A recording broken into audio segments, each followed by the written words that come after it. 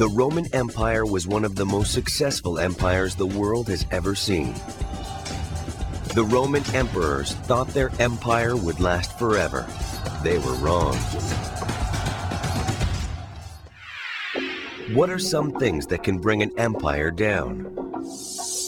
If the leader fails or is killed or is taken down. Depression and probably poverty. Pompeii got covered in volcanic rock. Things that brought Rome down, I think they expanded a little too much. Individuals, monarchs get very greedy. Power-hungry emperors or rulers. Who is only ruling for their own benefit and for their own desires and not the wants and needs of the people. At its height, the Roman Empire stretched for 2 million square miles. Whether you were in what is now Egypt or England, you could find the familiar signs and reassuring order of Roman rule.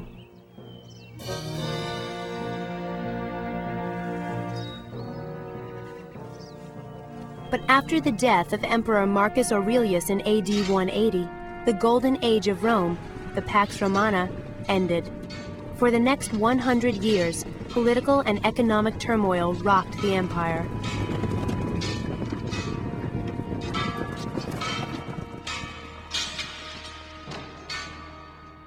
The imperial system was at the core of the empire's instability. Rome's emperors may have transformed the Roman Republic into a sprawling empire, but their power also led to Rome's eventual downfall. One of the system's biggest problems was that it didn't designate who took over when an emperor died. With no clear line of succession, the imperial system encouraged power struggles every time an emperor died. Intimidation and violence were common ways for a new emperor to gain the throne.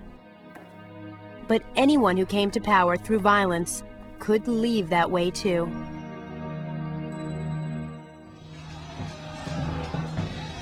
Between 235 and 270, Rome had over 40 different emperors. Again and again, emperors were overthrown by ambitious generals who seized power with the support of their troops. Each new emperor would rule for a few months or years if he was lucky, before he too was overthrown. Political violence and instability became commonplace.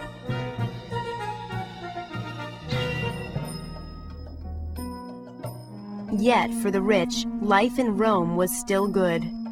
They lived lives of luxury and privilege.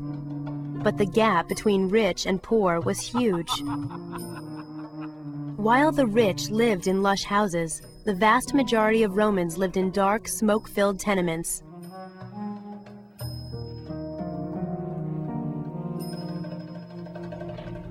One-third of the population was slaves, whose sweat and labor brought a wealth and splendor to Rome that they could never enjoy.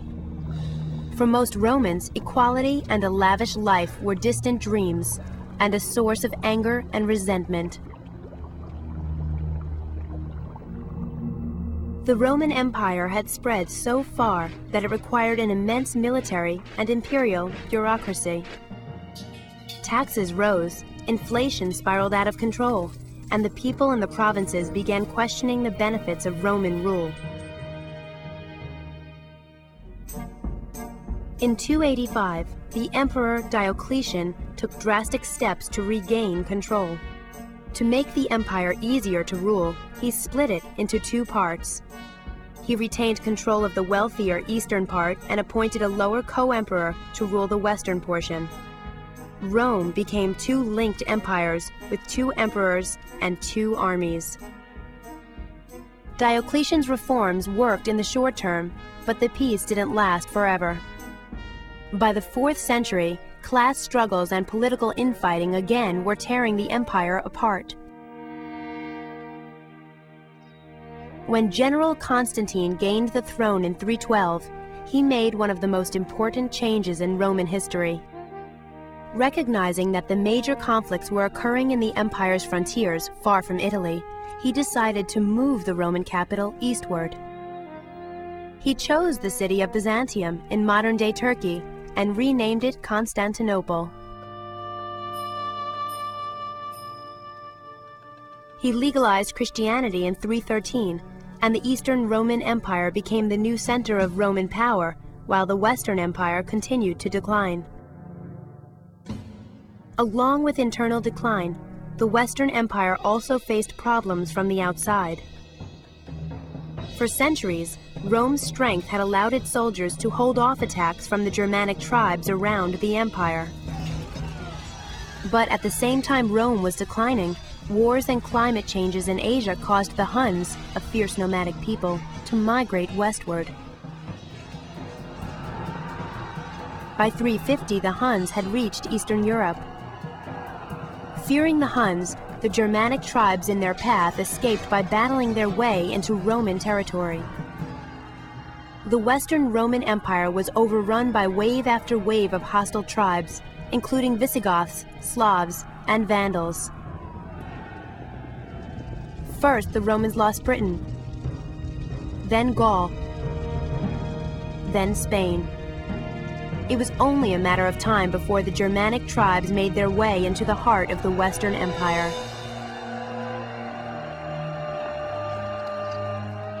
In 410, the Visigoth general Alaric attacked Italy and made it all the way to Rome. The Western Empire struggled on until 476, when another Germanic tribal leader, Odoacer, finally ousted Rome's emperor and brought an end to the Western Roman Empire. While the Eastern Roman Empire would become the Byzantine Empire and continue for another 1,000 years, the great Roman Empire, that for centuries had controlled so much of the Western world, was gone.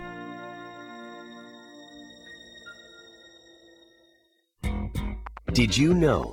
Many of the traditions in Christian churches come directly from the Romans. While the Western Roman Empire was declining, Christianity was gaining strength. When the empire finally collapsed, the church inherited many of its functions. The architecture and design of most churches is based on a Roman imperial palace, and the roles of the choir, church officials, and use of Latin are all inspired by Roman imperial court ceremonies.